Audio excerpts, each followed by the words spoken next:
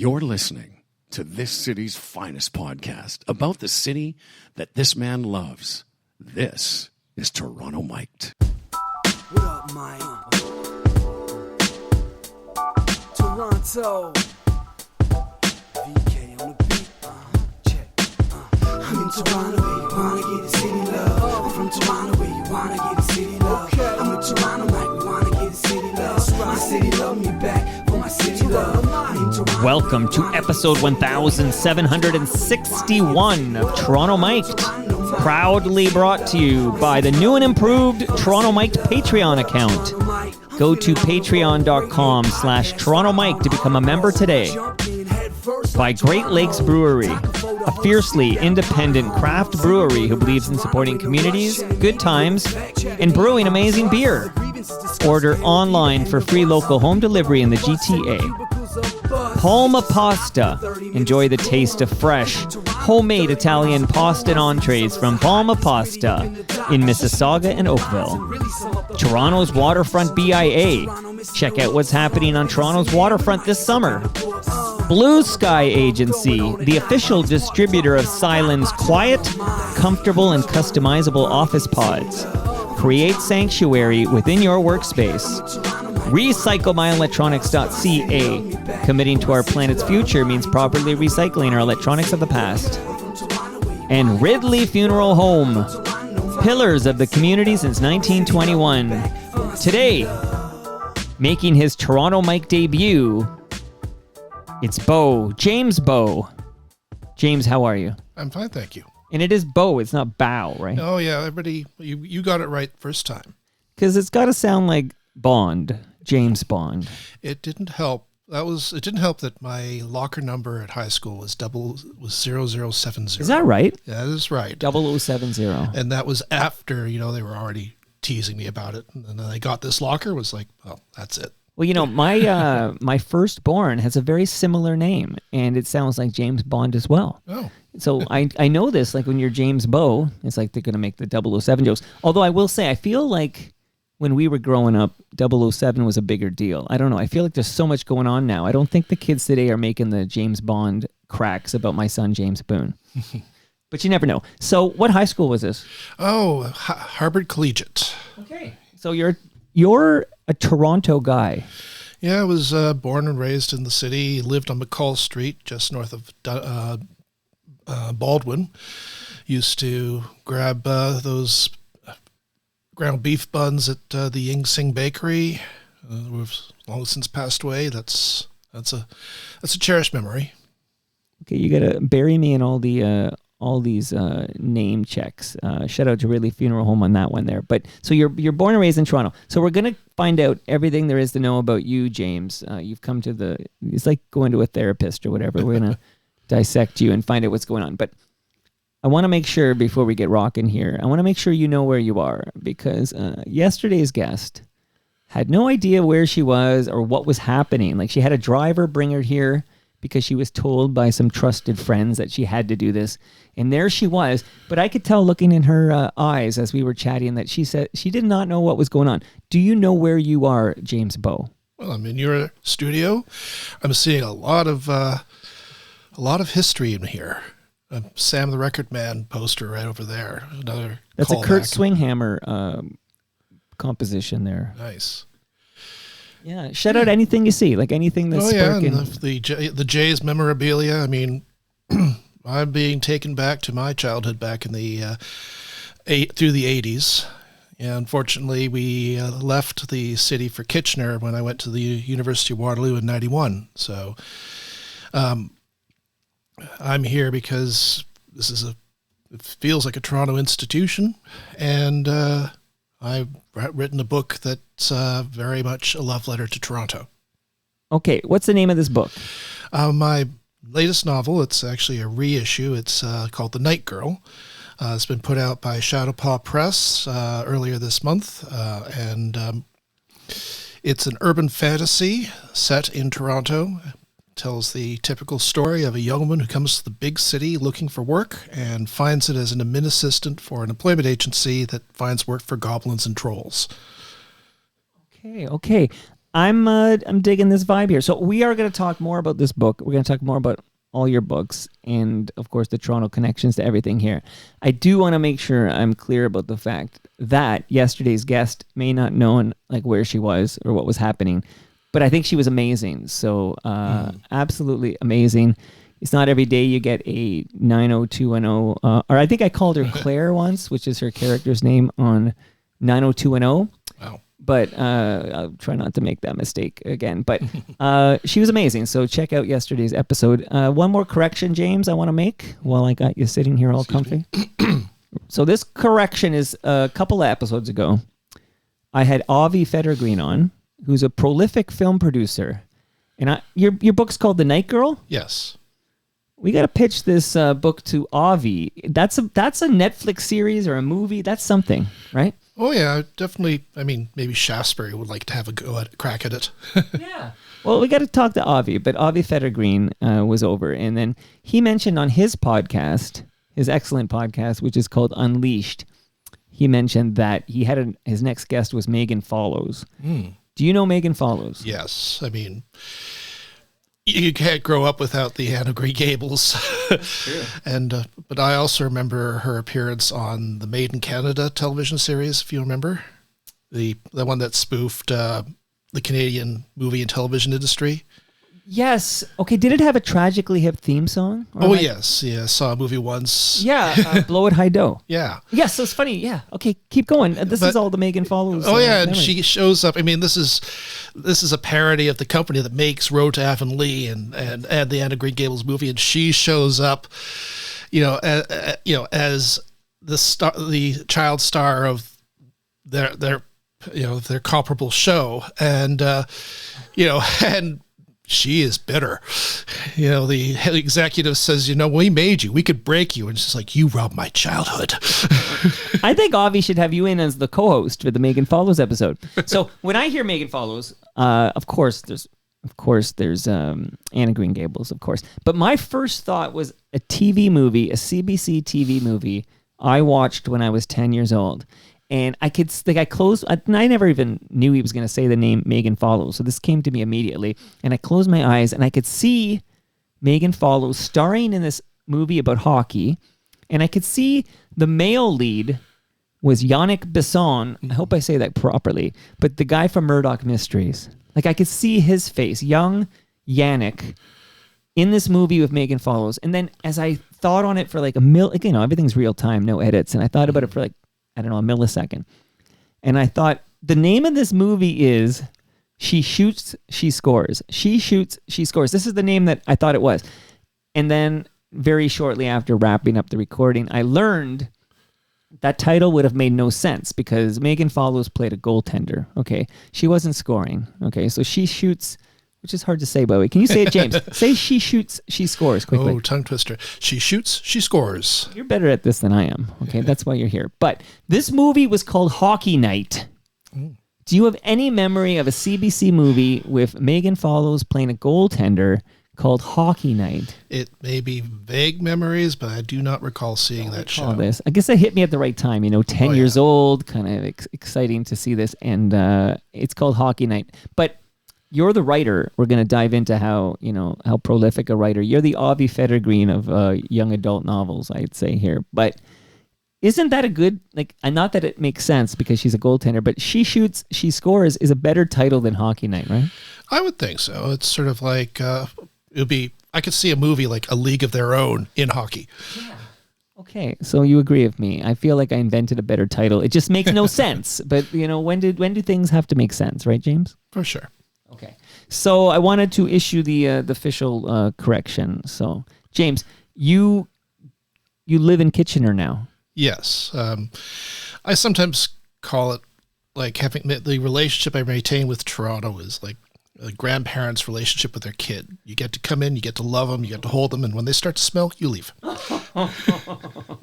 So you're in South Etobicoke now, but it's not the heat of summer, so it doesn't stink too badly. But if you get too close to certain parts of the lake right now, there's this rotting fish smell. I smell it sometimes on my bike rides. So consider yourself warned. Fair enough.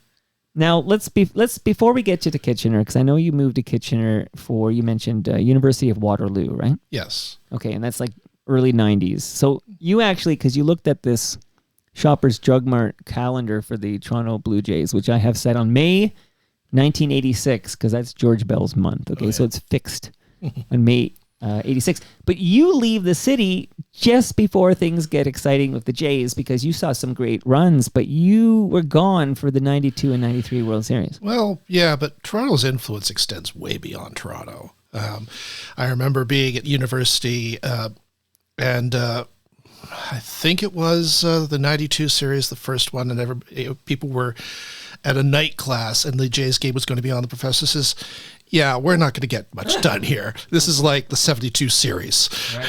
Oh, that's a good comparison. I just did an episode. It was a great episode with Steve Paikin, Bruce Dobigan, and the member of parliament for Etobicoke Lakeshore here, whose name is James Maloney. We did a great tribute to Ken Dryden. Oh, yeah. Highly recommend Ken Dryden. But were you even alive in 72? Yeah, that was actually the year I was born, so... So you don't remember much of that action, though. But you did get to watch, even in Kitchener, they rolled out the TVs or whatever for the 92-93 World Series. Oh, absolutely. Okay, good. But so 91 is when you leave the Big Smoke here. Yes. But prior to that, you touched on it. But I'm wondering if you could talk a little bit about growing up in Toronto, and specifically, would you speak about your mother, Patricia, and her role in your life and shaping you as a writer? Well, I lived, as I said, right downtown, just up the street from the College of Design, and just, right off from the heart of Chinatown. And so I had a very, very urban experience. Still, I wouldn't call it, I wouldn't say that there was any harm in that. I was like a 2-minute walk from school. My mother was a stay-at-home mom at the time, although working on her writing, and so I had friends and family, but a very urban environment to grow up in, and I think that in many ways sort of sparked my love of cities and of transit. And when I went to the University of Waterloo, it was to study urban and regional planning. So part of me is like there's the boy who's never grown up who always loves his trains, but also there was an appreciation of urban form. And as a result, I didn't get my driver's license until I was 23 because I didn't need one, because the TTC was my first car. Right. So, yeah, that was my experience, and it didn't really click until coming out of that, going into university, and then meeting people from other locales, just how different that was, and some of those things you're proud of. It's like, hey, Toronto, we have the world's tallest freestanding structure. We have streetcars, which nobody else does, or very few do. And, this is something that you're proud of. But at the same time, when you come out of there, people don't quite understand it. They're like, whoa, you lived downtown. Were you like scared? Were you always on the run? Where did you get your green type of thing? It's like, well, we went to the ravines.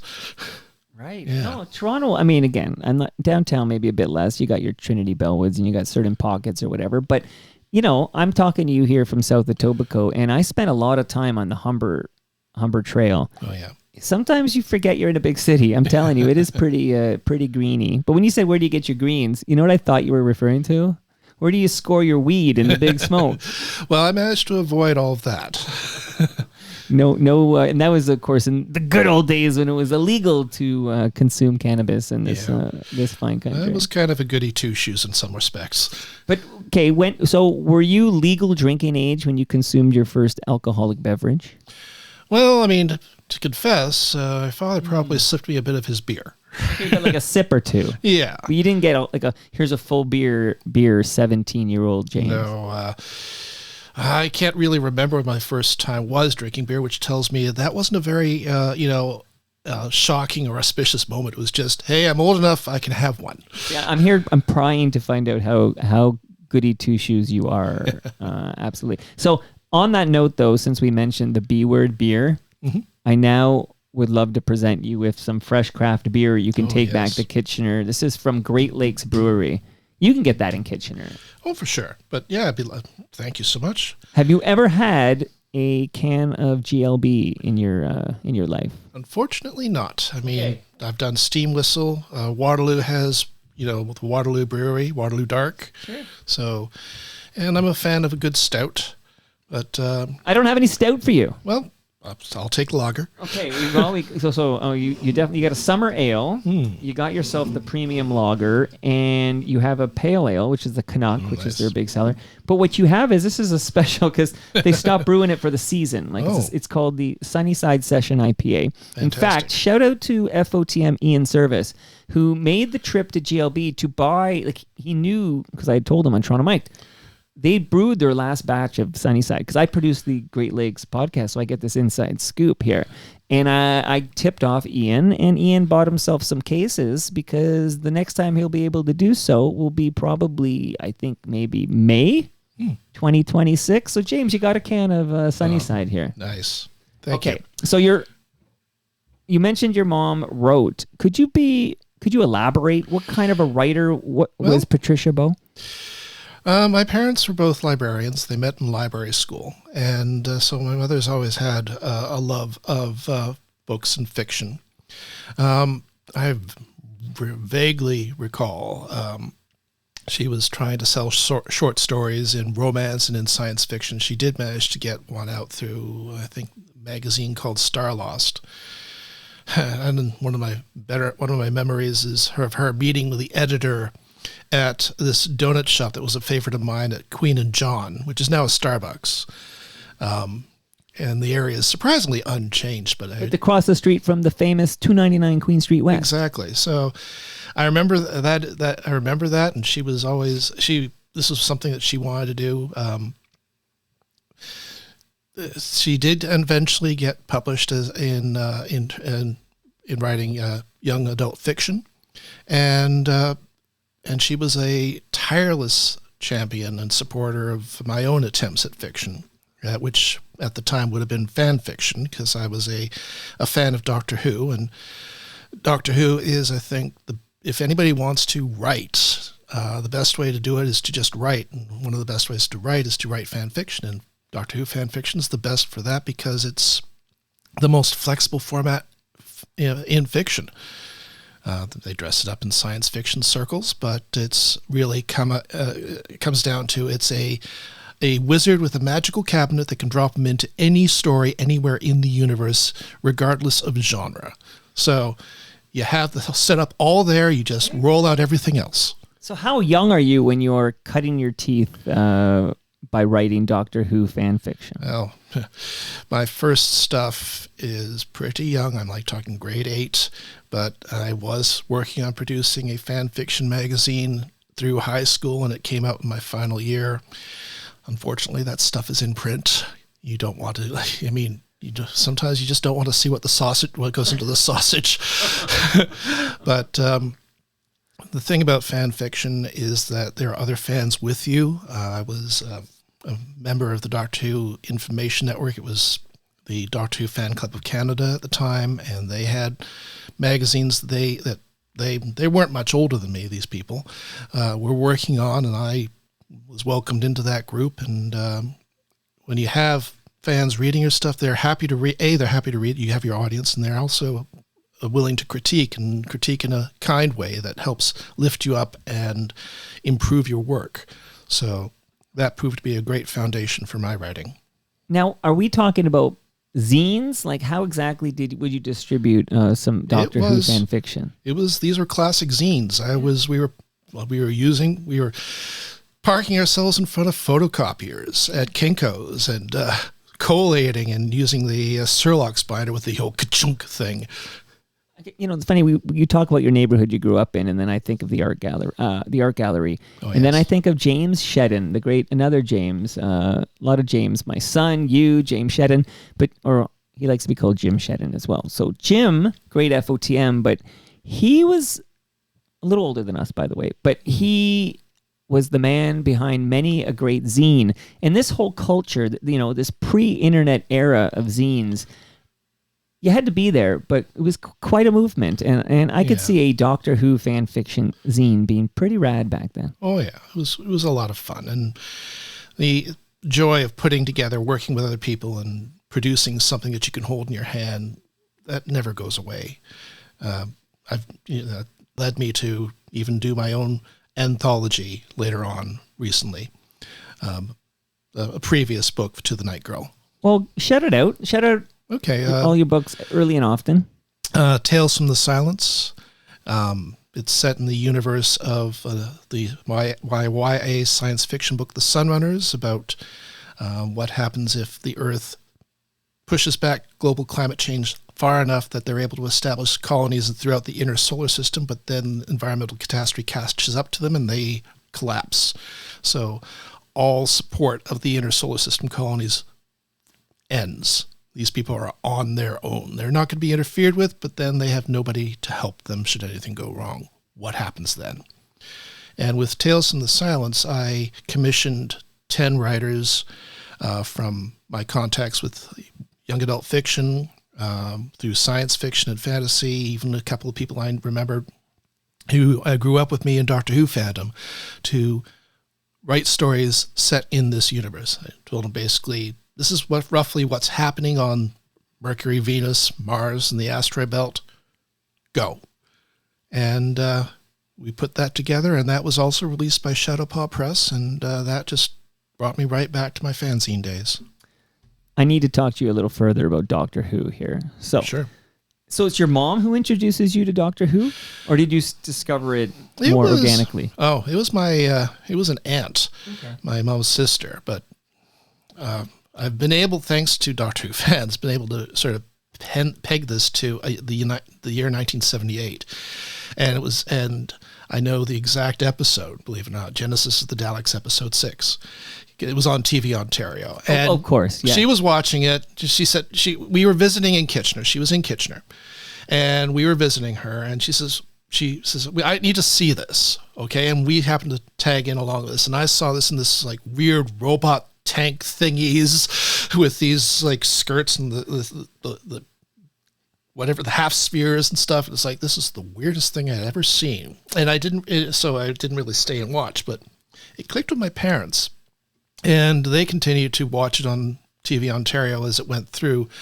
And watching it with them, I eventually got into it and became a lot more interested in it than they were. And so by the time they had sort of had their fill, I was a dyed-in-the-wool fan. Okay, so it's important distinction to make here is that you are precisely 2 years older than me. Okay. So because you were born in the year of the Summit series, and I was born in 74. See how quickly I can do this math, James. That's why I'm such an award-nominated podcast host. But I shared this a couple of times on Toronto Mic'd, not in a while, but particularly if Ed Conroy came over from Retro Ontario, we would discuss this. I think there's a phenomenon for Ontarians? Are we Ontarians? I'd call us Ontarians. Okay. Yeah. Ontarians of a certain vintage. It's a very small range. I happen to land in it. But I would be parked in front of TVO to watch a show called Polka Dot Door. Oh, yes. Did you watch Polka Dot Door? I watched Polka Dot Door and Pokeroo, and it was always amazing that, this guy always never saw him, the Pokeroo. And I missed him again. It's like, you're in the suit, aren't you? You and I were clearly gifted because we clued in immediately. Yeah. That guy's in the suit. That's why he never saw this guy. So I would be, and I wonder if I have the times right, but I feel like it was around 6 o'clock. It was actually 7 o'clock. 7 o'clock. See, I'm glad you're here. Okay, so I'd be parked because I loved Pokeroo. Do you remember the names of the 4 stuffed animals? Stuffed cats? If you were to mention them now, I would go, oh, yeah. I have them memorized. Okay, one was named Bear. Oh, yes. What a creative name for a teddy bear. Then there was Marigold? Yes. There was a Marigold. Oh, gosh. There's Humpty and there's Dumpty. I feel like, is it Humpty, Dumpty, Marigold, and Bear? That sounds familiar. If someone on the live stream can fact check, I got that damn hockey movie wrong with Megan Follows. I don't want to keep issuing corrections. I remember being, Humpty, Dumpty, Marigold, and Bear. I'm watching, this is a weekday ritual. I guess I get parked in front of the TV. I still kind of can visualize this room in the basement. And the jaunty music at the end. Yeah, absolutely. And you know what else the fun thing? So you mentioned, I missed him again. Okay, well, that guy's in the damn suit. The other big thing, almost like when Bart Simpson would write on a chalkboard, like a recurring thing, or Gonzo in the Muppet movie or something, they would zoom into one of the dots on the door, because the polka dot door there's a door with polka dots on it, amazingly enough. And they would go through one of them in order to show you this little film. Like, here's how sausages are made. And you'd go through a hole and then you'd see them making sausages, okay? To borrow your expression. Yeah. But one of the things I would do is predict which hole we were going to go through, because multiple holes had a hinge on it. Like, you could see a hinge and we're going through one of these hinged holes, and then you have to kind of predict which hole. It's sort of like, it's early sports betting, if you will. That's cool. So I would do that. Okay, so enough about Polka Dot Door. Should we go on? By the way, I'm still watching it, but I revisited ER, because I watched it in the 90s with my first wife, and now I'm watching it on demand. Thank you, Stella. But Gloria Rubens has a prominent character for years on ER, and when she would come on the screen, she plays, what was the name of her character? I should know. It'll come to me in a minute. But Boulay. Jeannie Boulay is her character's name. But I would, to my wife, who was not raised in Ontario and is 7 years younger, I have to point out every time, she was on Polka Dot Door. There you go. Okay, so I'm going to play this for you, and then we're going to talk about this, and then we're going to find out about you and writing and all that important stuff. So here we go. For sure.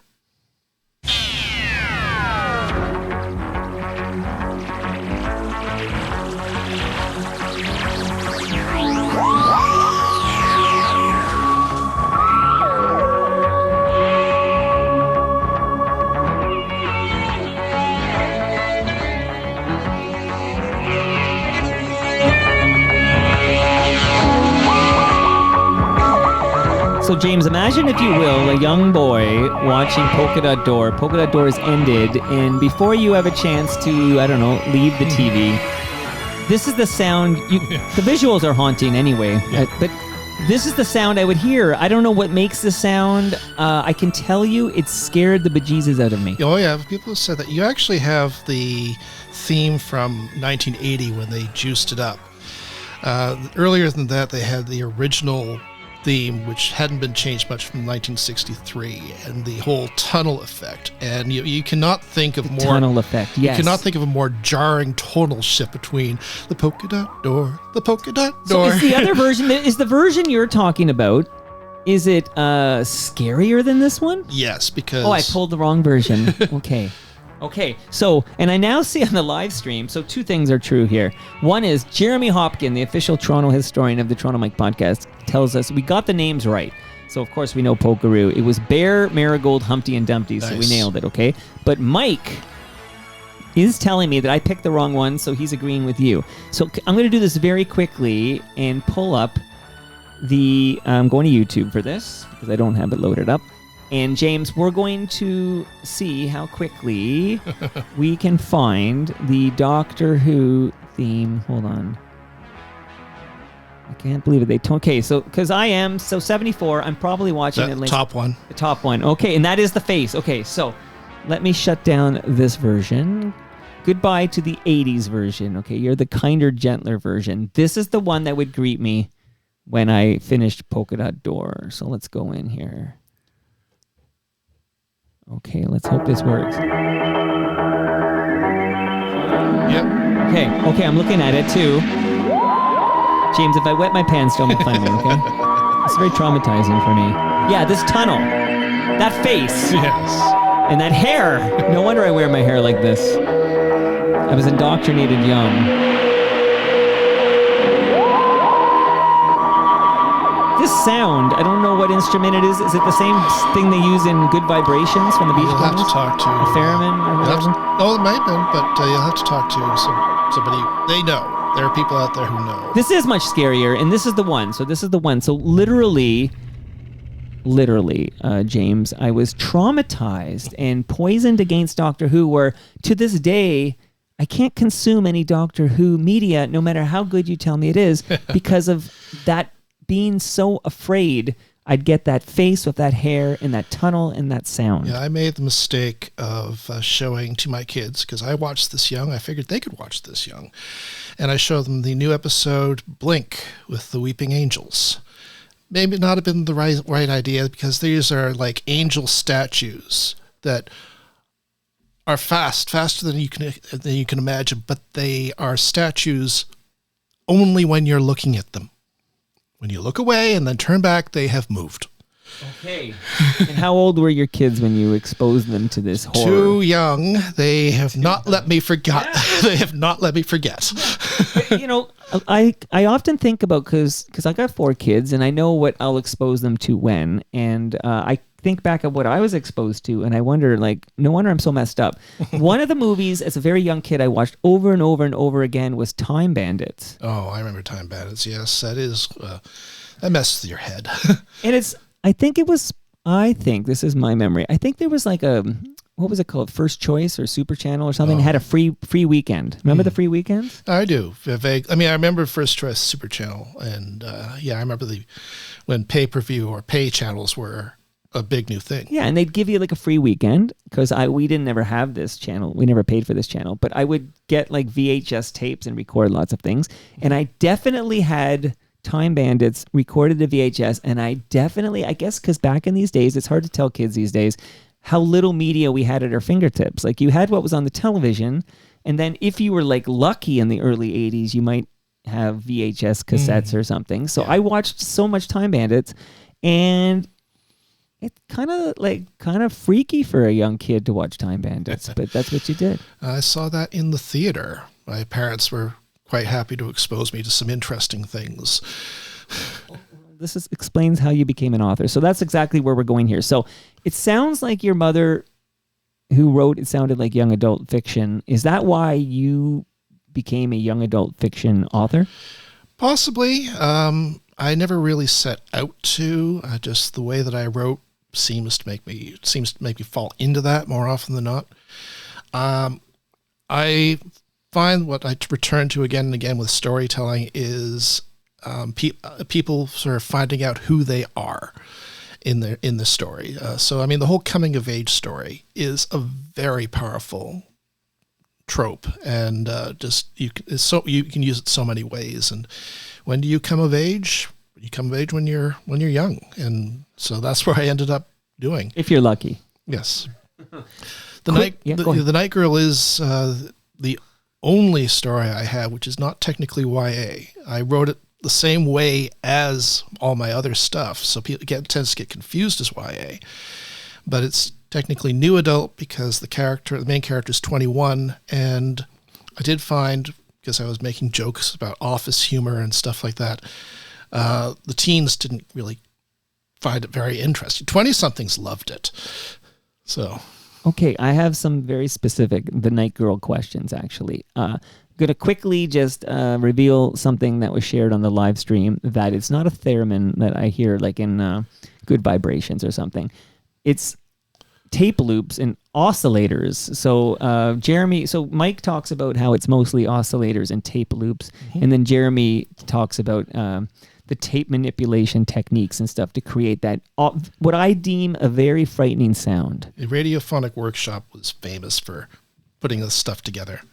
Okay, shout out to the BBC over there. Now, I do want, again, let me give you a couple of gifts here, and then we're going to find out why you didn't become an urban planner. Like, you're at Waterloo to study urban planning, because that's a real job, and you're going to get yourself a real job. And here you are in Toronto Mike's basement talking about The Night Girl, but you have so many books under your belt. And there's another section to this conversation we're going to have, which has nothing to do with books, but it's tied to writing. That's a teaser. It's going to come later in this conversation. But James, may I gift you a frozen lasagna from Palma Pasta. Do you enjoy lasagna? I do, yes. Okay, good. Very rarely do I hear, I don't like lasagna. What a delicious food lasagna is. I'm like, do I want to know somebody who doesn't like lasagna? Oh, no. Oh, get out of my basement if you don't like lasagna. But Palma Pasta, they make delicious, authentic Italian food. They're in Mississauga in Oakville, so it's a bit of a trek from Kitchener, but it's worth the drive. But you're going to leave here. When you go back to Kitchener, you're going to have a large lasagna with you. Sure. Thank you very much. And James, I'm also going to, I feel like Monty Hall over here. No, I'm going to give you a measuring tape courtesy of Ridley Funeral Home. Ridley Funeral Home is owned by Brad Jones, and he's going to be here later today to record a new episode of Life's Undertaking, his fantastic podcast. Oh, wow. So, James, measure what you wish. What are you measuring over there, James? Do I really want to know? Okay. What's the size of that box? It's a foot. It's a big lasagna. Okay? Yeah. They should call that a foot long. Okay. So what's a foot over there, James? We're working blue today. Okay.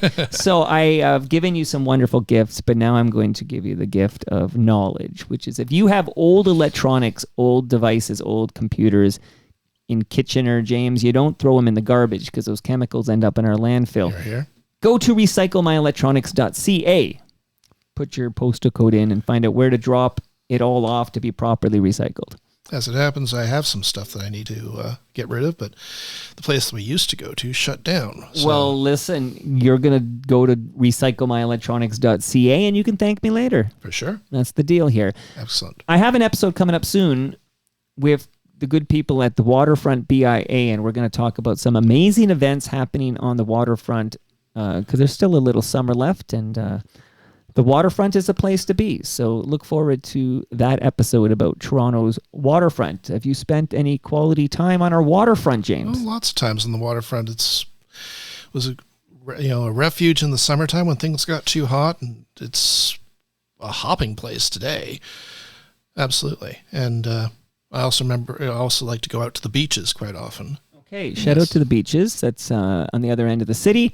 The Harborfront area there's so much going on. I will shout out specifically something exciting that happens at Jarvis and Queens Quay. That's where GLB Brew Pub is, so shout out again to the good partners at Great Lakes Brewery. But that's also where TMLX 20 is taking place on September 25th from 6 to 9 p.m. So we'll be at GLB Brew Pub, not the brewery in Southern Etobicoke. I don't want anyone going to the wrong location. We're at the GLB Brew Pub, 6 o'clock, September 25th. I want to say thank you to Blue Sky Agency. That's owned by a good guy named Doug Mills. And they, as I mentioned in the introduction, how do I word it? They basically create creative, productive work environments. There's a lot of back to office going on. For better or worse, they're calling, you're being called back to the office. So if you have any responsibility to create an office space that will be, comfortable and creative, inspiring, talk to Doug Mills at Blue Sky Agency. It's Doug at blueskyagency.ca. He's specifically keen to discuss Cylon's quiet, comfortable, and customizable office pods. I've been in one of these. These are like, what is it again? A phone booth that Doctor Who's going? What is going on there? It's a police box. Police box. But do you make phone calls? See, you're talking to a guy who has avoided all things Doctor Who.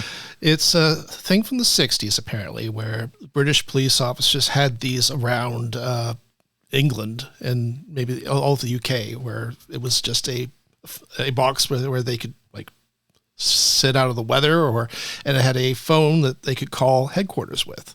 Okay. And they were sort of ubiquitous. And the whole idea of the Doctor's time ship, the TARDIS, is that it can blend into things, blend in to its settings. And since this thing was always around, that was a common thing for it to show up as. But then its circuit got stuck. So it's been like that ever since, even though police boxes are long gone from the UK. Well, these office pods that Cylon makes and distributed by Blue Sky Agency are a lot like those, okay? So I'd say get yourself your own TARDIS here at Blue Sky Agency. Okay, so why you're at Waterloo, early 90s, you are studying to become an urban planner. What happened, James? The 1990s recession. Now, I mean, I've joked semi-seriously, I graduated just after, at the last days of Bob Ray's administration and just before Mike Harris had taken over. And so I ended up getting whacked 2 ways.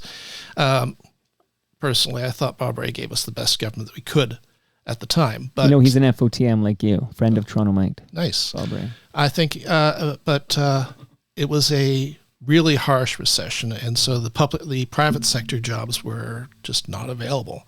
So I remember I was trying to go into Waterloo's co-op program, which was this new thing that they were really getting into. And in 1992, they sat us down and said, "Don't take it. We cannot guarantee you a placement." That was how bad things were. And so I sat out and just went straight class education and graduated in 1995 with my bachelor's degree. And then Mike Harris became premier and immediately slashed the government workforce. So I ended up competing with senior managers with 10 years of experience for entry-level jobs. That's kind of happening now. Yeah. I mean, to this day, my planning class, my graduating class, is like half either not employed in planning, they found something else, especially when the tech sector really took its rise in the late 90s, or they were in Florida, which was the only real growth area at the time. So interesting. I sent out a couple hundred resumes, had a couple of interviews. Some went well, but they said it's like, well, there's just a lot of people out there. So did not land anything in the planning sector. So I could type though. So I had temp jobs to help build up my savings, and from that ended up falling into a database management job, even though I had never worked with databases before, but I could type. And the tech companies weren't picky. And so that's how I ended up working in the tech sector before the big Nortel bubble.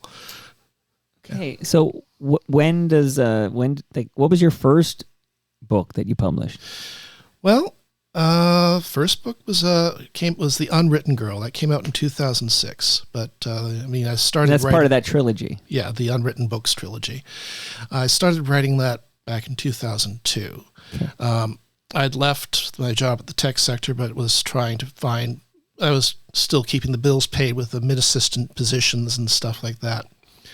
And I just realized that of all the things that I liked about all my other positions, the urban planning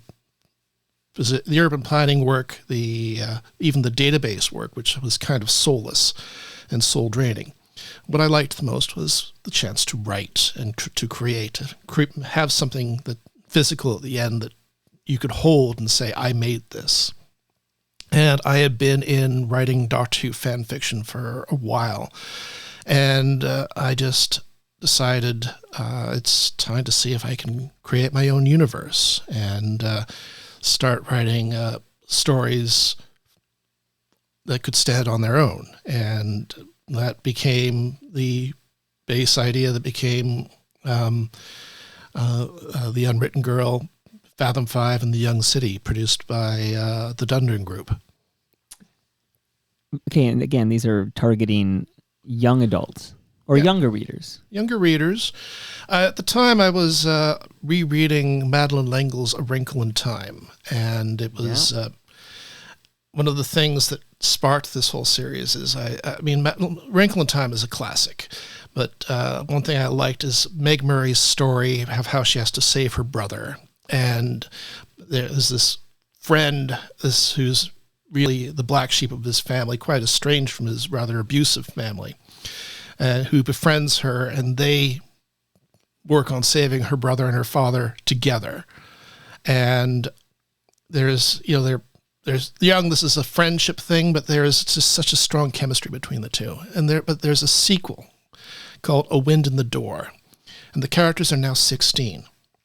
And they have another sort of similar adventure where they are working together, but they are also dealing with deeper feelings for each other that they are kind of in denial over. And that just sort of struck at the romantic part of me, and I wanted to see what was next. And technically what was next was A Swiftly Tilting Planet, also a renowned book of Madeleine L'Engle's, but Meg is now 24, married, and expecting her first child.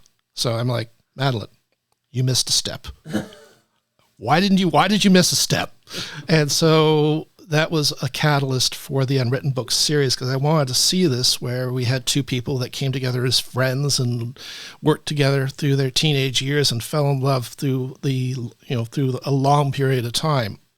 And I wanted to see all stages of that. And so that's how, Unwritten Girl, they're 12 and trying to save Rosemary's brother from the land of fiction in Fathom 5. They're 15. The story is focused on Peter and deals with sirens off of Tobermory in Georgian Bay and the shipwrecks there. They actually have some place called the Fathom 5 Marine Park. And then the young city is they're 18 and going off to separate universities, helping their brother move into his downtown Toronto apartment. They fall through a crack in the floor and end up in Tattle Creek. And when they walk out, it's 1884 Toronto. And they have to make a life there for however long until they can find a way back. Very cool. Okay, so we got the Unwritten Books. That's a trilogy. You mentioned Dundurn published that. But is it a tough... I've never written a book. I can barely read a book. But is it difficult to get published? It is. It takes a heck of a lot of persistence. I mean, luck has way more to do with the publishing of a book than people like to admit. But Madeline L'Engle, the story is Madeline L'Engle took The Wrinkle in Time to 12 publishers. All of them said no before she finally got it published. I took The Unwritten Girl to about that many, and there are plenty of other people, famous people, who've had longer and significantly more rejections before they finally get that big break. And even when you get that big break, then you have to work on the next big break. Well, can I ask you something? So you're James Bow. You're just a guy. There's no disrespect intended here, because I'm just a guy too. But you're just a guy in Kitchener who can write. And meanwhile, I'm wondering, because yesterday I mentioned my guest Kathleen Robertson was here, and she was talking about how difficult it is for her to get TV series made. So she doesn't write books, but she writes series. Like she just wrote Swimming with Sharks, which was originally a movie of Kevin Spacey in the 90s, which I thought was a pretty damn good movie, actually. But she wrote this, and she's a showrunner, and she's talking about how difficult it is to get done. And I was thinking, oh my God, like this woman was on Beverly Hills 90210, and most people know her face and her name, and she's having such a difficult time getting things made. How does a guy in Kitchener get anything made? Like, I'm wondering, do you find it difficult when like celebrities, like people who are already famous, kind of enter your realm and the doors kind of fly open for them because they're famous, and how difficult that makes it for a guy named James Bow? Well, I mean, the writing community definitely have their stories about the frustrations that come with trying to get anywhere with your writing. I think ultimately you just have to love writing. The reality is most writers in Canada don't make their living from their writing. They have day jobs, and the writing is a passion that they do after hours or between breaks or when their kids are asleep. You hear that story a lot. Like a side hustle. Very much so. My wife, Erin Bow, is also a writer more famous than me. And an award winner. And one of the things that we did was when my eldest kid was born, how she got to write was we would take my eldest, put him in the car seat and drive from Kitchener to London through the backwoods. And we have, the music on, and Erin would be typing away, working on her story. And we always aimed for a Chapters Indigo in Kitchener because they had a coffee shop, and also those Brio train sets. Oh, yeah. So that, Wayfinder would play. I love the name, by the way, Wayfinder. They chose that name. They were born Vivian, but they picked the name. Okay. And so we're sticking with that. Sure. And so they would play with the trains, and Erin would watch them, and I would be sitting at the coffee shop and I would be doing my writing. So that's how we made the time. Okay. Do you ever consider self-publishing?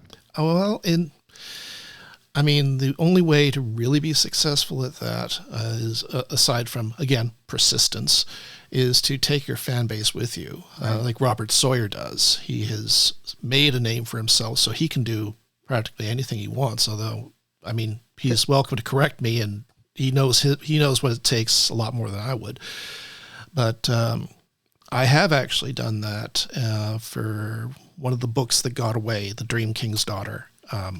It was accepted by Scholastic, but then the pandemic happened, and so it got canceled, and so it became the book that got away. And I said, okay, well, I'm just going to release this on my blog chapter by chapter, and then anybody who wants it, they can get it as an ebook or as a print on demand. And at least it's out there now. And that's set in, you talk about urban settings, but that's a rural Saskatchewan setting. Yeah. Urban fantasy set in rural Saskatchewan. That's a great tag, I thought.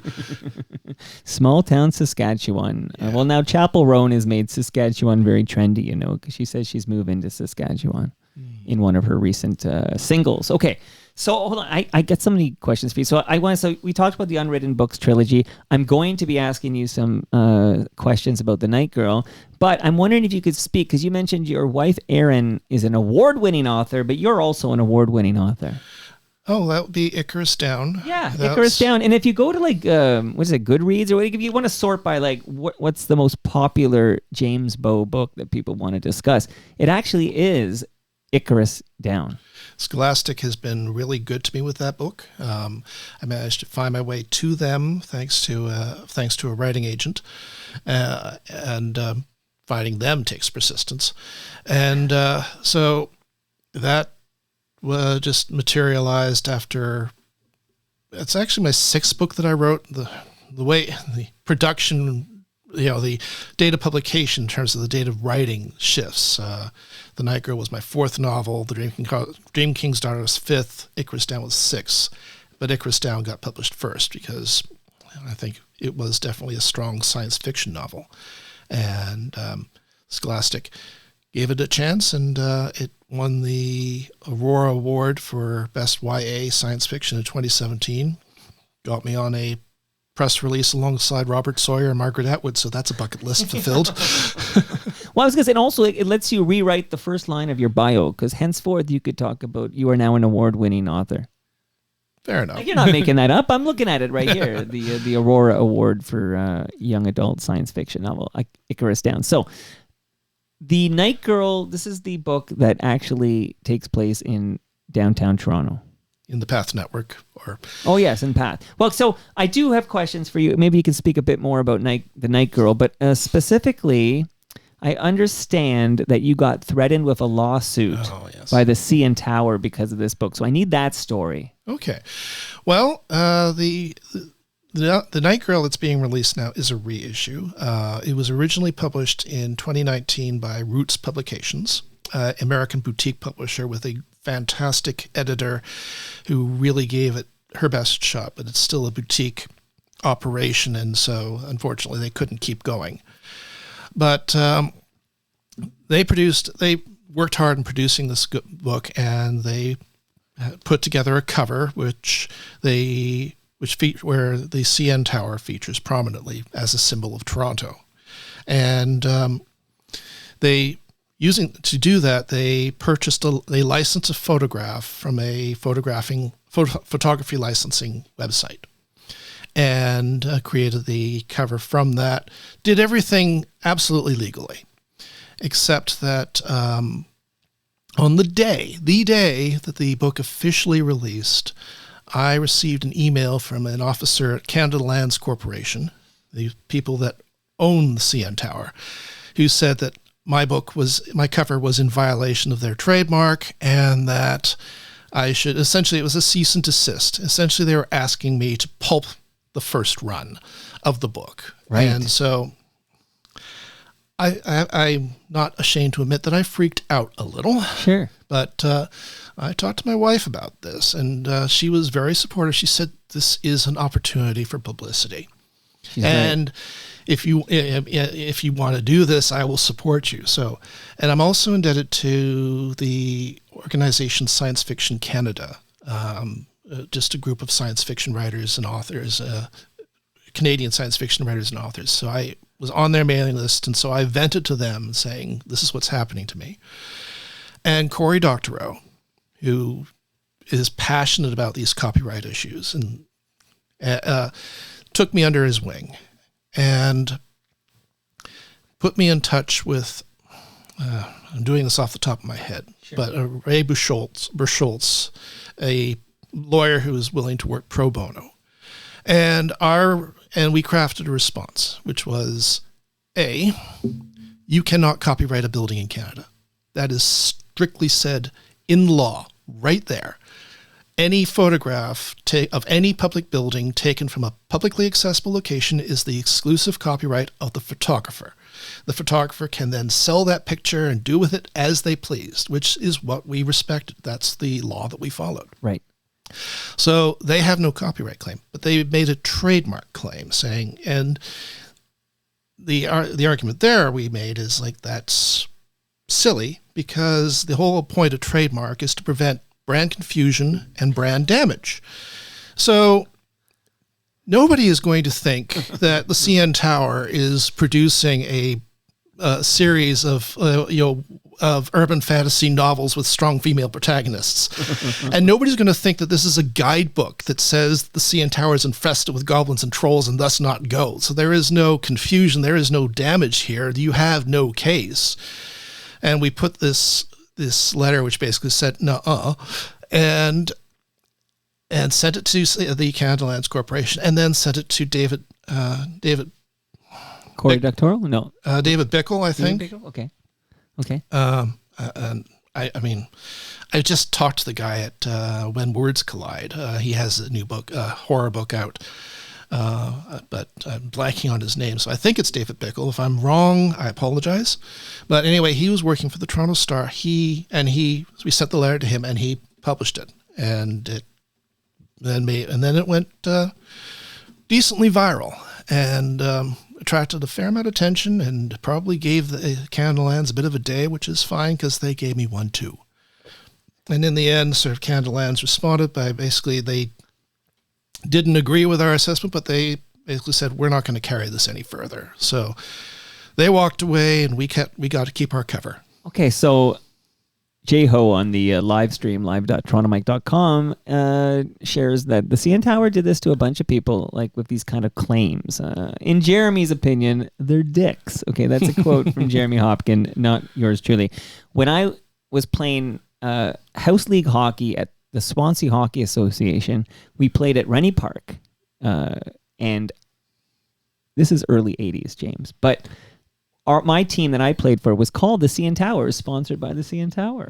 So, I got the warm fuzzies for the CN Tower, playing for the CN. We went 0-15 one year, which is a true story. And I did not score a goal that season. That's a sad but true. But the next season, I played for Sam's Auto Repair, and we had much more success. That's my SHA history. Someone's got to document this Swansea hockey history. So I'm looking at the cover of The Night Girl now, and I see the CN Tower there. And I did not know this, but I'm happy to hear this, that you cannot copyright a building in public. If you take a picture from a public place and it happens to be a public building, it makes sense you can't copyright that, right? Absolutely. Okay. And one thing I noticed my research, it took me about 5 minutes of Google searching, but I found like 5 other books that had the CN Tower prominently on their covers, and I reached out to those authors, including Leah Bobbitt, fellow science fiction writer for Scholastic. And I mean, her book Above had the CN Tower front and center. It's like, did you even hear from these people? And it's like, no, this is totally bizarre. And this is pure speculation on my part, but I think they were looking for a small fry that they could crush, that they could take things to a higher level with that victory in their pocket. And so I'm really quite pleased that I didn't back down. When I think of covers of things with the CN Tower on it, right away my brain thinks about a major release by the rapper known as Drake. Drake had an album called Views. It was originally going to be called Views from the Six. And then I noticed the 6 got removed from the title, and it was just released as Views. But it is Drake sitting on the CN Tower. Like the CN Tower. You've seen it, right? Yeah. So prominent. I believe that photo was put together by David Cronenberg's daughter, who I wish I could remember her name right now. Somebody will tell me that in the live stream here. But yeah, if Drake can release Views with him sitting on the CN Tower like that, James Bow, you can release your fine book, The Night Girl. Yeah. Well, the new release has a different cover by Bibliophile, but they were made sure to put the CN Tower in there as well. And when we made a cake to celebrate its release, I asked the cake makers to please put the CN Tower in the front of the cake. Well, now I'm looking at my Toronto Mike logo, which is right there, and I'm wondering, maybe I could stick a CN Tower in there somewhere. Like, where would it be? Maybe that T could be the CN Tower. There's some opportunities there to stick a we'll stick a see. CN. I just feel like doing it just to mess with them. By the way, when you said that it was released by Roots, and then you explained it was a boutique in the States, whatever. But my initial thoughts were, Roots. Well, I should clarify, Roots spelled Reuts. Right. So nothing to do with, because you and I are of an age when these Roots, sweatshirts and sweatpants were so massive. I remember going to like warehouse sales or whatever, buy wholesale Roots stuff. And it was like, this was the hottest thing in school. Like you had to have your Roots hoodie or whatever. Roots, for sure. Now that I'm saying it out loud, I'm like, they were comfortable. Like I want Roots should sponsor this program and outfit me in some. I did once when my son, my third born, was born. Roots reached out and said, would I do this Father's Day digital ad campaign for Father's Day, where they sent over a professional photographer and they took pictures of me and little Jarvis when he was like, a couple months old. I guess, he's born in April. This was in June. Or for June. But anyway, I did it. And I remember being in this campaign and they gave me this nice shirt to wear, this button-up shirt. And then I was shocked at the end when they took the shirt with them. Now, they did give me a $200 gift card from whatever. That was my compensation, which is better than nothing. And I got to keep the photos. But I was always struck by the fact that they were going to take the shirt away. Like, you think they'd give me that shirt, right, James? Oh, well, I guess they had to use it somewhere else. But then forevermore, when I was on this is going to tie in nicely to the next topic I want to discuss with you, but when I was forever on Twitter at Toronto Mike for years, from whenever I first discovered it until pretty recently, I had my who are you, or whatever, the bio, it read, the shirt in my profile pic is not my own. That's because I was in that. I was using the Roots photo, but that was not my shirt, and I did not get to keep it. I feel better just sharing all this with you, by the way. Okay, so this is where I want to go before we say goodbye. So obviously, if people want to know more about you and buy these books and learn about all the books, because we talked about the trilogy and The Night Girl, and we talked about Icarus Down, but you've got a lot of... How many books have you written, or published, I should say? Well, I have 7 books of fiction, including one anthology, and then a number of nonfiction books for kids. These are produced by education publishers to address the school curriculum, and those can be pretty quick things to put together. They say, you have a topic, you have 32 pages to work with, one on our desk in a month. Oh, quick and dirty. Quick and dirty. Well, no, you've got to research your stuff. This is like cramming for a college exam, except you have to write it in a language that kids will appreciate. So that's a lot of fun, but an entirely different process to writing a novel. But that helps put food on the table. It does. Okay, I just hope AI doesn't take that gig for you, because I feel AI would do a horrific job at that. Oh yeah, you don't want to have AI textbooks. You'll get some really weird things entering the lexicon. They'll tell you Toronto Mike is a show hosted by former 640 morning man Mike Stafford if you let AI write something. Yeah, so you never know what you're going to get. So I want to tell the listenership right now about a website. It is BowJamesBow.ca. BOW jamesbow.ca, because I've been checking it out, James, and I have a few things I want to ask you about here. So one is, it's a great place to go to find out about all your books, and that's kind of everything. You want to sell some books, and you want people, these are good books, award-winning books like Icarus Down, and of course The Night Girl that almost got you sued or whatever, cease and desist from the CN Tower, which is a great story. And I'm all over BowJamesBow.ca, and I realize you've been doing something that I've also been doing, and you've been doing it since 2002, and that's when I started mine. But BoJamesBo.ca is a true blog. Yep, I started it as a blog back when blogging was cool, and I'm still wondering what the heck happened. Well, can we talk about this? I feel like we're like-minded here. Oh, yeah. Okay, so I'm going to quote you, and I think I saw this on your blog, but here's what you wrote. Before it was X, I guess. I don't know. Twitter has no credibility, and Facebook is not as fun anymore. And I'm wondering if this might be a good time to get back into more regular use of this blog. You wrote that, James. Yes, I did. I figured the social media organizations are trying to control, they're trying to control what you see through clicks, and that drowns out your voice. You end up speaking to a void more often than not.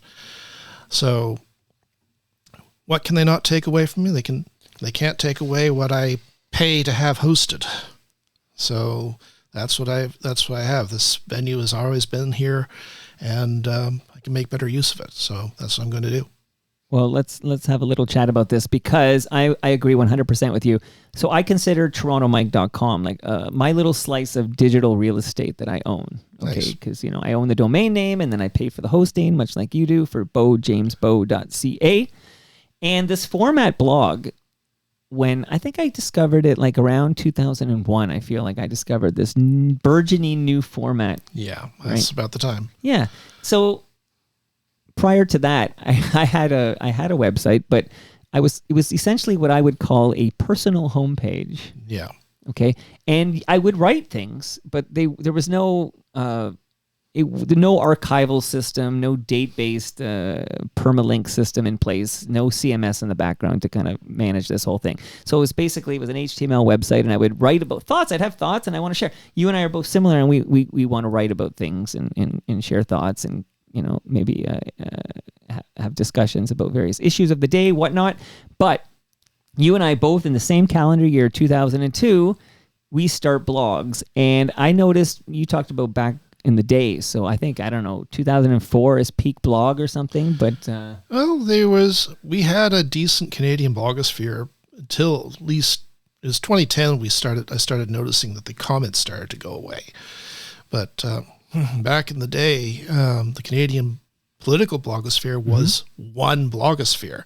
Right. We didn't have as much, there was blogging Tories, there were lib bloggers, blogging NDP, but they shared and linked to each other. There was a lot more of a national conversation between parties, and even that was available in the States at the time, that you could even imagine having now. So, in your opinion, I have my own opinions, but I want to hear your opinion, James. What do you think killed the blog? Oh, social media killed the blogging star. Just like Fuggles. Yeah. We moved over to Facebook, which is, a lot easier to use for somebody who isn't techie like us. It makes it easy for them, and it sort of grabs them and holds them, and then they just know they just know how to keep you there, and that just absorbs more and more of your audience. I joined Facebook to, I think, not only stay in touch with friends and family, but also to say, hey, I have this blog, promote the blog. But right. Those posts mysteriously don't really attract much attention. They want you to stay on the site, not to go off it. It's an algorithm. Yeah. That determines what gets served up to whom, and you're 100% right. And I do, you mentioned less technical people, but if you don't want to worry about like, I gotta have a domain name, or I need hosting. Like if those two words are like, I don't know what that is, I don't want anything to do with it, you'll probably be sharing your thoughts on a social media where, you don't pay any money out of your pocket. You pay with your data. Yeah. Yeah. Although Blue Sky does remind me of the early days of the social media sites. There's a lot less algorithm happening there and a lot more community happening. Well, this is where we hooked up. Yeah. On Blue Sky, because sure. I am who said it again? Supriya Dwivedi said this, that Blue Sky was basically the home for Twitter refugees. Definitely. And it reminds me of the early days of Twitter back before it collapsed as a well, do you have an FCC that would like censor me? No, you can swear. Yeah, well, but just it's the CRTC has no regulation here. yeah, but I don't want to really. If I start, I wouldn't stop. Just But okay, so I was there, right? So Yeah. so I was kind of following this closely. A DRFOTM was literally director of communications at Twitter Canada until Elon took over and turfed almost all the people who worked at that office at King and Strawn that I would visit for events, and there was kind of a good vibe going on there. So essentially, when Elon buys Twitter, it's the beginning of the end of that social media site, as far as I'm concerned. yeah, I took when I saw that one of my old employers had basically shut down their feed saying, we're going to do this now. I was able to talk to my employer. I was working as a communications officer. Like, we can't stay on this site. We're not going to be credible if we do. So we're only there. I'm only keeping my accounts up to prevent cyber squatting. Me too. That's exactly right. So I didn't delete my Toronto Mike account. It's dormant. I don't post. I don't like. I don't check. Yep.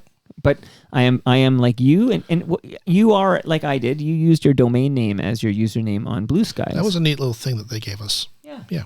So you're jamesbow.ca, and I am torontomike.com on the Blue Sky. Come join us and feel what Twitter felt like back in the day here. So when Twitter went to shit and Facebook, that algorithm, I do maintain a presence there to promote things and to see like who had a baby or whatever. But it's a tire fire over there, and it's mainly just ads, but not just ads. Like it's not just an ad for, hey, Roots is having a sale, okay? Yeah. Fake, like here's the big phenomenon on Facebook that's driving me nuts is you'll see an ad saying, oh, I'll make this all up, okay? But the Kitchener Hotel, that's a bad example. I can't even make a fake example. You're the writer. Okay. Kitchener Shoe Warehouse. We've been around since 1973. This institution, sadly, Mary and Jim are shutting it down after so many years of good service in the community. You know, you've loved us. We're going to have a going out of business sale, your last chance. We'll miss you guys. We've been here forever. Like they present like they've been there, an institution, and then they have a link and you'd click it and get a sale and you would be ripped off because it would be, they bought something garbage and they sold it to you at a great markup or whatever. But this whole story about the fact we've been in Kitchener for 30 years, we're going to miss you guys. They invented it, of course. The domain name was registered like a month ago, and they fake pictures and all this. But people are stupid, James. Well, they're just not equipped to deal with the change in technology. Things are moving too fast for a lot of us to just keep up with. But they are prey to Meta. That allows them to be preyed upon. I mean, that was one of the fears when we were looking into the information age. It's like, you're going to leave people behind because of people who don't have the tech. It's similar to how we're entering into a cashless society. What do we do with people who just cannot get credit cards, cannot get credit? You're disenfranchising them. Well, I often wonder, like, let's say you want to see Neil Young, but you don't have a smartphone. Like, are you shit out of luck? Like I had to have a Ticketmaster app on my phone, and it was tapped at the gate. Like at least, now this is gone, but it wasn't that long ago. Maybe it was pre-pandemic, but you could have the option of printing this PDF and you can go to a library and get a PDF printed, and then that'll get scanned at the door. But those days are gone. Yeah, it's as much as we are passionate, we should be caring about accessibility. There are some issues of accessibility that are being added and making things harder for people. When I was in Germany for work purposes, we're going back now, I'm going to say 2012 or something like that, my first trip. But I would return for a few years. I would go there periodically, particularly Frankfurt. And they just simply wouldn't use credit cards, and they would always use cash. But I had literally just spent a week in Copenhagen where there was no cash. Like in Copenhagen, everything was credit card or bank card, no cash to be seen. And then I go to Frankfurt and nobody will use credit cards. And I was asking, my German friends, like, why is everything cash only? Every time we go to lunch with cash, you got to have your euros or whatever. And they said the German, they don't want anybody tracking what they spend where. Like there's no audit trail with cash. Yeah. And it really gets you thinking, like now that we've moved away from cash, like there are systems now tracking everything you buy and everywhere you buy it. Well, yeah. I mean, that's the price for the convenience, etc. But you can understand that mentality of like, I'll use cash and you can't track shit. yeah, that's one of my later projects. It's underway. It's called The Curator of Forgotten Things, and it's going to be not a YA book, but the concept is it's in the near future. All the jobs have been automated, and everybody is technically unemployed, but they're being kept fed and happy and a roof over their head with a national minimum income. But the catch is a dementia spreads across the human race. And the only people that are unaffected by it are A, left-handed, and B, are either employed or are so interested in their hobbies and dedicated to their hobbies that it's as if it's a career to them. So basically, people are saved by their passions. And the whole concept of this is when we ask people to describe themselves, who are they? They'll give you your name. They'll tell you where they're from. They'll tell you what they do. Right. You know, what you do is a key part of your identity. So what happens to your identity when what you do goes away? And so I'm exploring that. And but this is not for young adults. This is like for adults? Yeah, it's, I guess, same market as The Night Girl because it's about work, but it's still also about identity. It's sort of got like a Severance vibe to it, right? Like that seems kind of hot right now. Oh, yeah. Yeah, I mean, that's all about workplace. This is what do you do when you just don't have that, and you have to how do you make a fulfilling life? I mean, many people can do this, but you just bike all the time. Yeah, I've got to crack the code. Yeah, but that's one of the things that we have to look at, I think, going forward. All right, just to put a pun intended here, I'm going to put a bow on this blog talk. Okay. So you're still blogging. So you've been, you've had comes and goes, but you've been blogging since 2002. And I guess this is a PSA, a public service announcement here to say that blogging is the shit. Like essentially your little slice of real estate where you can share your thoughts and link out and then you could have conversations, people. I'm just here to say that all of you who have decided, social media is where I post, those big giant tech companies can do whatever they want with your data, with your info. They can serve it up to whoever, they can block it from whoever. I say we bring back the blog. Here. And one last thing here, since I'm ranting and raving at you, James, the blog, every blog, yours, mine, we have what's called an RSS feed. Okay, I never understood why was this too technical? I didn't catch on.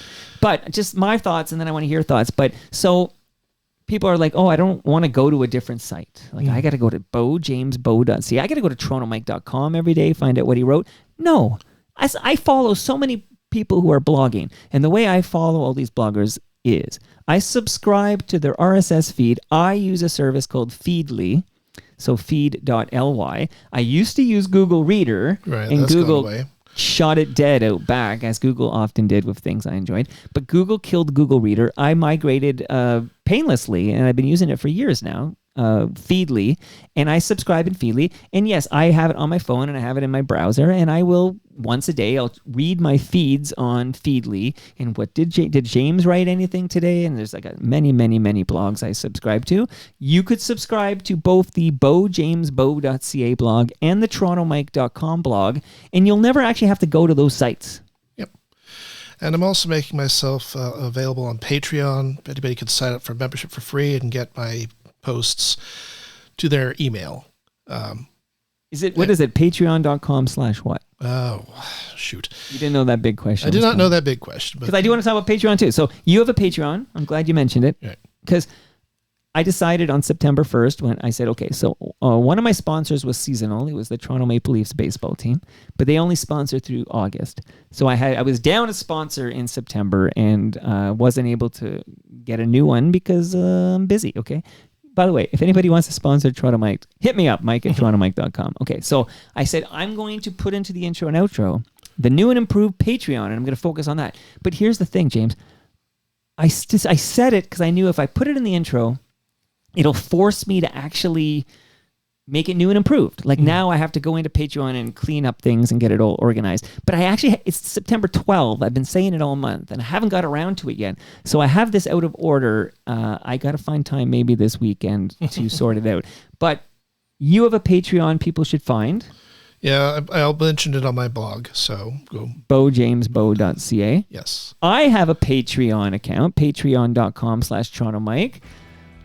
Everybody, we just talked about cashless society. Whip out those credit cards and become a patron to keep James writing and to keep me podcasting and to keep all this going. James, do you want me to bring down what do you got there? Well, actually, I brought you a gift. There's a couple of things.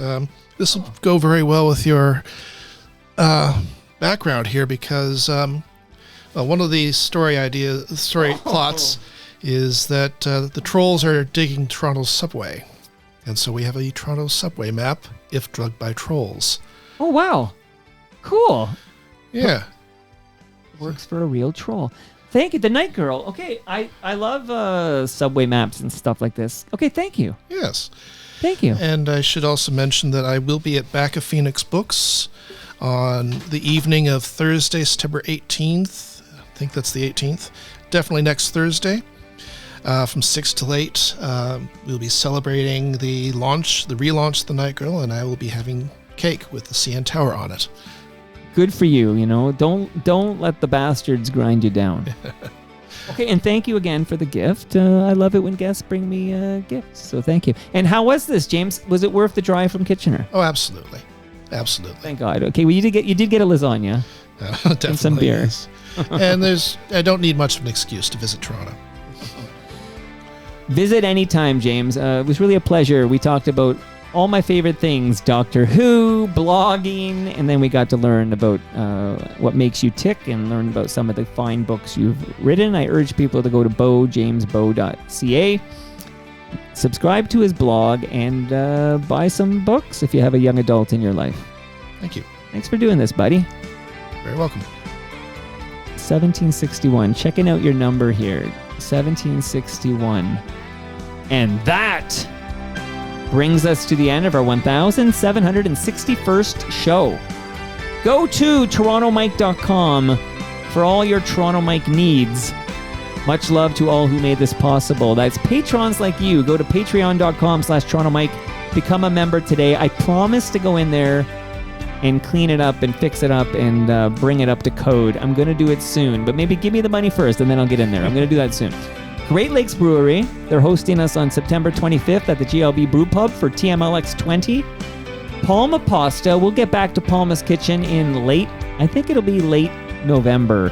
We'll be back there for TMLX 21. We love our Palma Pasta. Toronto's Waterfront BIA. RecycleMyElectronics.ca. Blue Sky Agency. And Ridley Funeral Home. I actually have Brad Jones here in mere minutes. See you all. Checking my calendar. See you all next week when my special guest, it might be Laura Hubert from the Leslie Spit Trio, but on Tuesday it's definitely going to be Humble Howard Glassman. It's a big week coming up. Don't you dare miss it. See you all then.